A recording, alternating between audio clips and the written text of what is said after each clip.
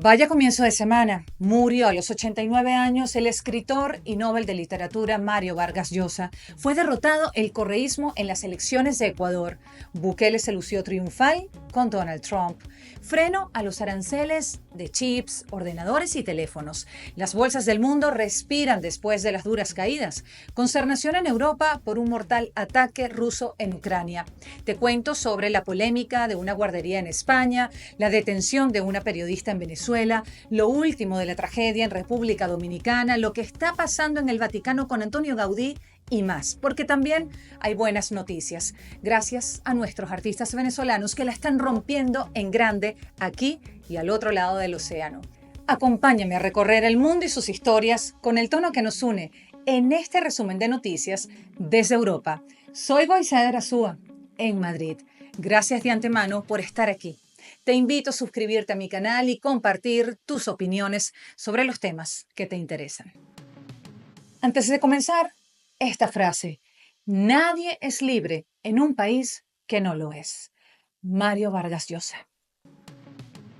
Murió Mario Vargas Llosa, uno de los gigantes de la literatura contemporánea. Tenía 89 años y falleció en Lima, Perú, rodeado de su familia, sin ceremonias públicas, como quien se despide sin ruido, pero deja huella eterna. Escritor, novelista, académico, ensayista, periodista y político. Fue reconocido con los más altos galardones literarios, del Premio Nobel al Cervantes, el Premio Planeta, el Rómulo Gallegos, el Premio Príncipe de Asturias, pero su verdadera gloria está en su obra, La ciudad y los perros, Conversación en la catedral, La fiesta del chivo, entre otras tantas que lo consagran como un autor universal.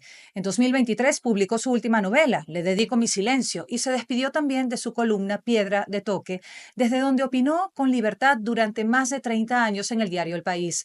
Fue el primer escritor de lengua extranjera en ingresar a la Academia Francesa de la Lengua, porque aunque aspiraba secretamente a ser escritor en francés, en realidad fue un escritor del mundo. Su vida fue una novela escrita entre Lima, Madrid, París, Londres y Barcelona. En 1990 estuvo a punto de convertirse en presidente del Perú, pero fue derrotado por Alberto Fujimori, una derrota que lo dejó marcado y que confirmó que la política real no ofrecía las certezas que encontraba en la literatura. Nacido en Arequipa, en 1936 estudió Derecho y Letras. Fue progresista en lo moral, liberal en lo económico y un firme defensor de la libertad individual, por encima incluso de la justicia social. Sobre Venezuela fue siempre contundente. Aseguró que Maduro había destruido el país, pidió a la comunidad internacional apoyar a la oposición y recordó que ninguna dictadura es eterna, ni siquiera las que parecen más sólidas. Fue un rebelde también en el amor, se casó con su tía Julia, luego con su prima Patricia, madre de sus 3 hijos, y años después vivió un mediático romance con Isabel Preisler en España. Acostumbrado desde joven a recibir distinciones, siempre dijo que su gran objetivo era no convertirse en estatua. Después de una larga enfermedad, se fue el hombre, pero quedó la obra. Su familia escribió. Su partida entristecerá a sus parientes, amigos, a sus lectores alrededor del mundo, pero esperamos que encuentren consuelo, como nosotros, en el hecho de que gozó de una vida larga, múltiple y fructífera, y deja detrás una obra que sobrevivirá. Si nunca lo leíste, este es el momento para empezar, y si ya lo hiciste, quizás esta sería una oportunidad para retomar su obra, porque Vargas Llosa no solo escribió libros, escribió un continente. Daniel Noboa arrasó en las elecciones en Ecuador y frenó en seco la vuelta del correísmo de la mano de la candidata Luisa González.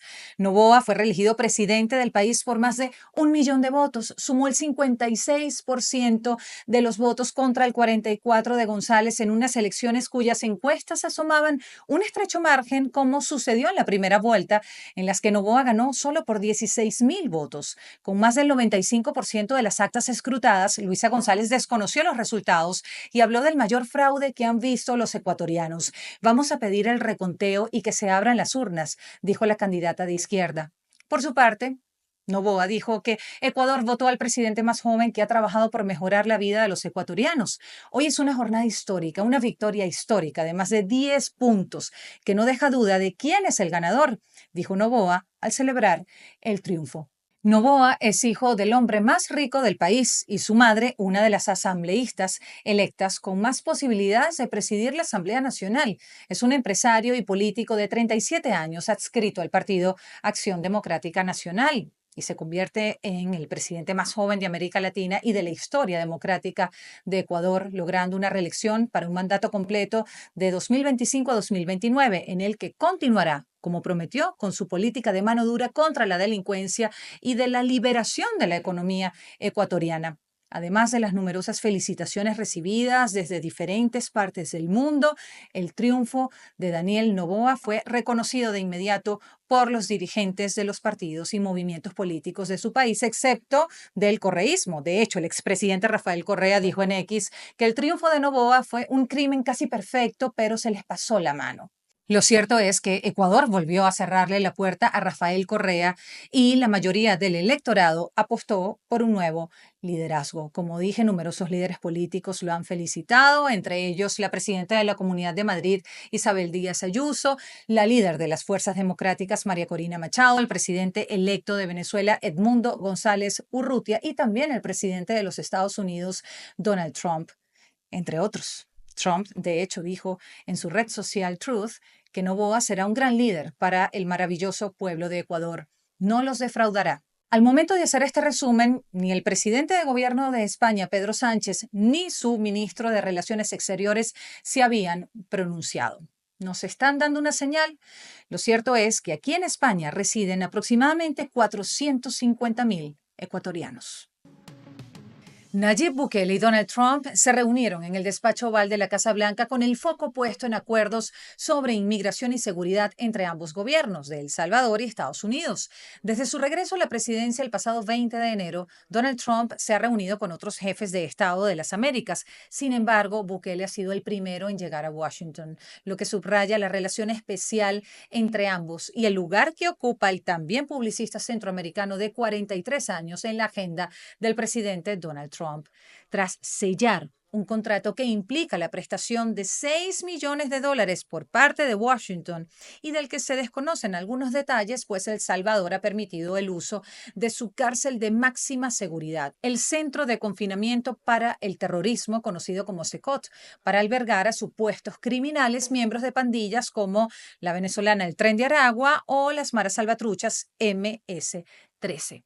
También se conoció que Bukele y Trump sellaron en la Casa Blanca su alianza para no liberar a un hombre deportado por error a El Salvador y cuya familia acudió a los tribunales y la administración admitió que la deportación había sido un error administrativo, un caso similar al de algunos venezolanos deportados que eran refugiados sin ningún tipo de pasado criminal y cuyos familiares están denunciando. No tengo el poder para hacerlo y no puedo mandar a un terrorista a Estados Unidos para liberar a millones. Hay que encarcelar a algunos, dijo Bukele, quien añadió que dicen que he encarcelado a miles, pero me gusta decir que he liberado a millones.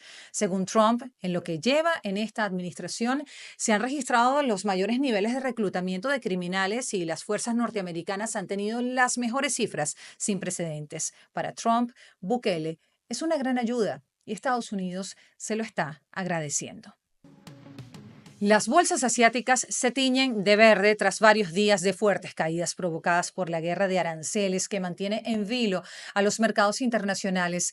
El repunte llega luego de que Estados Unidos anunciara una tregua de 90 días y la exclusión, hasta nuevo aviso, de smartphones, teléfonos inteligentes, chips, componentes para computadoras y otros productos tecnológicos de los aranceles recíprocos impuestos por Donald Trump, lo que significa que estos artículos quedan exentos sin importar su país de origen.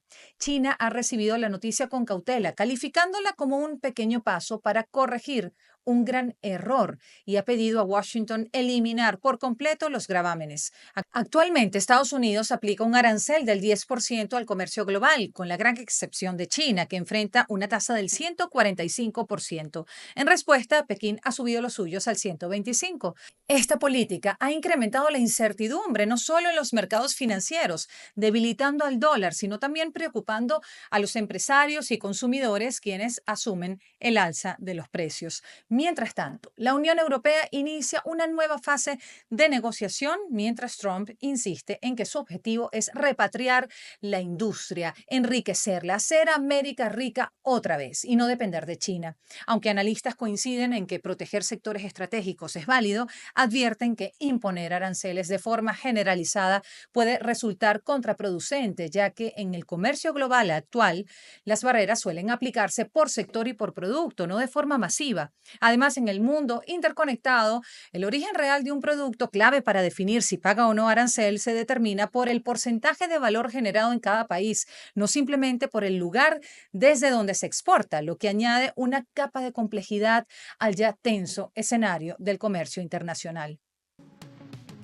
Condena rotunda al bombardeo ruso en Sumi, una ciudad al noreste de Ucrania, en plena celebración del Domingo de Ramos. Un ataque con misiles que ha dejado una treintena de muertos, incluidos niños. La Unión Europea estalla contra la cruel matanza de civiles. Alemania, Italia y Francia se unen para exigir sanciones más duras contra Rusia. Francia exigió a la Unión Europea asfixiar a la economía rusa e impedirle a Putin alimentar su esfuerzo de guerra. Alemania, por su parte, insiste en usar misiles de largo alcance, algo que el Kremlin rechaza y amenaza con consecuencias. El líder ucraniano, Volodymyr Zelensky, arremetió contra Putin y le llamó escoria inmunda por el atroz ataque. Es el segundo mes que Putin ignora la propuesta estadounidense de un alto al fuego. Trump se ha mostrado contundente este lunes y ha culpado del conflicto tanto a los líderes de Rusia y Ucrania como al expresidente de Estados Unidos, Joe Biden, de iniciar esta guerra. Es la guerra de Biden, no la mía, dijo Trump durante la reunión que sostuvo con el mandatario salvadoreño Nayib Bukele. El presidente de Estados Unidos dijo que pronto habrá nuevas propuestas para poner fin a este conflicto. No dio más detalles. En Estados Unidos entró en vigor la nueva obligación del registro de migrantes en Estados Unidos, extranjeros que permanezcan en el país por más de 30 días sin estatus migratorio, un proceso biométrico obligatorio cuyo incumplimiento constituye un delito menor federal penado con una multa de hasta $5,000 y hasta 6 meses de prisión. No aplica para personas que ingresaron con visa, residentes permanentes, legales e individuos en proceso de deportación. Este nuevo registro, junto a los temas del estatus temporal o TPS y la revocación del parole, hace que miles de inmigrantes se sientan amenazados o vulnerados. Y fíjense, este endurecimiento de las políticas de inmigración ha afectado hasta la realización de eventos deportivos y culturales en Estados Unidos, ya que se ha convertido en un asunto complejo. Algunas bandas y artistas han cancelado sus giras en el país o se ven tentados a hacerlo, no solo por las dificultades en la obtención de visados y de los propios artistas o los integrantes de sus equipos, sino también por los interrogatorios a los que son sometidos y por el miedo de los inmigrantes a asistir a estos eventos y ser objeto de redadas. En el ámbito deportivo están pasando cosas también. El caso más cercano es la renuncia de la futbolista venezolana Deina Castellanos a la selección venezolana de fútbol por temor a no poder ingresar a los Estados Unidos. Y obviamente esto es una mala noticia para el fútbol nacional. La delantera del Portland Thorns FC y de la Vinotinto afirmó desconocer cuándo será seguro para ella viajar fuera de Estados Unidos debido a la incertidumbre sobre las posibles prohibiciones de viaje a Estados Unidos impuestas a decenas de países, incluyendo Venezuela. La incertidumbre de si puedo ir a casa, pero no saber si puedo regresar es algo que me asusta mucho, no solo a mí, sino a las jugadoras de toda la liga, dijo Deina Castellanos. Bueno, sus razones tendrán y se deben respetar. La detención de la periodista Ana Cari Ramos del medio Impacto Venezuela pasa a otro límite en la libertad de prensa en Venezuela. Fue el Colegio Nacional de Periodistas el primero en alertar el nuevo caso de abuso contra la libre prensa. Tras la llegada masiva de migrantes venezolanos expulsados de Estados Unidos, varios de ellos acusados de cometer delitos, se difundió en redes la preocupación sobre la impunidad en el país y el temor a que vuelva la inseguridad, a que se incremente la violencia. Pues la periodista hizo un informe al que se sumaron varias denuncias, especialmente en TikTok, de asaltos en Caracas, muchos atreviéndose a vincular estos hechos a las deportaciones. Horas más tarde, ella y su esposo, que la ayudaba en las grabaciones, fueron secuestrados por el régimen de Maduro y luego se conoció que la periodista fue imputada por delitos de instigación al odio y noticias falsas. Con la detención arbitraria de esta reportera asciende a 13 la cifra de periodistas y trabajadores de la prensa presos en Venezuela. Asciende a 231 la cifra de fallecidos en la peor tragedia en República Dominicana en décadas, tras el desplome del techo de la discoteca Jet Set hace unos días. Con funerales masivos y dolor en las calles, República Dominicana ha venido despidiendo a las víctimas, entre ellas el famoso y querido músico Ruby Pérez. Una comisión de expertos internacionales intentará esclarecer las causas del accidente. Entre las víctimas hay 18 venezolanos. Se han emitido salvoconductos a los familiares de los fallecidos para que se trasladen al país a retirar los cadáveres. El presidente Luis Abinader reiteró que se debe llegar al fondo del suceso. ¿Qué pasó? ¿Por qué pasó? ¿Y cómo pasó? En España continúa la investigación contra una educadora y otras compañeras de una guardería privada en Madrid, después de que se hiciera viral un video grabado por una empleada en prácticas en el que se ve cómo la maestra zarandea, grita y golpea fuertemente a una bebé, a la que le obliga a ingerir comida a la fuerza. Las imágenes son perturbadoras, ni vale la pena compartirlas aquí. Es el hecho en cuestión, un delito repudiado y ampliamente debatido por la importancia de tener acceso a imágenes en los centros educativos infantiles y la protección de datos. La educadora fue despedida cuando se supo de la grabación y más tarde detenida. Al día siguiente, otras dos trabajadoras y la directora acabaron arrestadas. El viernes pasado quedaron en libertad con medidas cautelares y la prohibición de trabajar con menores durante la instrucción del caso. La indignación por la decisión ha sido tremenda entre los representantes de la guardería hoy clausurada. La cuidadora de 45 años dijo ante el juez que igual se pasó un poco y que era la primera vez que lo hacía. Justificó su acción por la presión que ejercían los padres debido a que muchos niños no querían comer. Uno de los asuntos más lamentables es que las otras compañeras que presenciaron la agresión se mantuvieron en silencio y no hicieron nada para defender y proteger a la bebé. Cabe destacar que la joven que grabó está recibiendo amenazas. El Papa aprobó el primer paso para la beatificación de Antonio Gaudí, el famoso arquitecto catalán que diseñó la Sagrada Familia en Barcelona. La Iglesia Católica proclamó venerable a Gaudí, conocido como el arquitecto de Dios, por su trabajo en la Basílica de finales de 1800, todavía en construcción. Se trata del primer trámite en el largo y complejo camino burocrático para ser declarado santo. El siguiente paso es la beatificación, que exige la certificación de un milagro realizado en los próximos años por intersección del candidato. Por último, para ser santo es necesario un segundo milagro, trámites que pueden tardar décadas. Esta es una buena noticia que surge en la ciudad de Buenos Aires porque ha sido inaugurado el primer centro venezolano argentino. Se llama Araguaney y ha sido concebido como un espacio de integración cultural, social y profesional para los migrantes en la Argentina, un país que ha recibido a más de 200.000 venezolanos.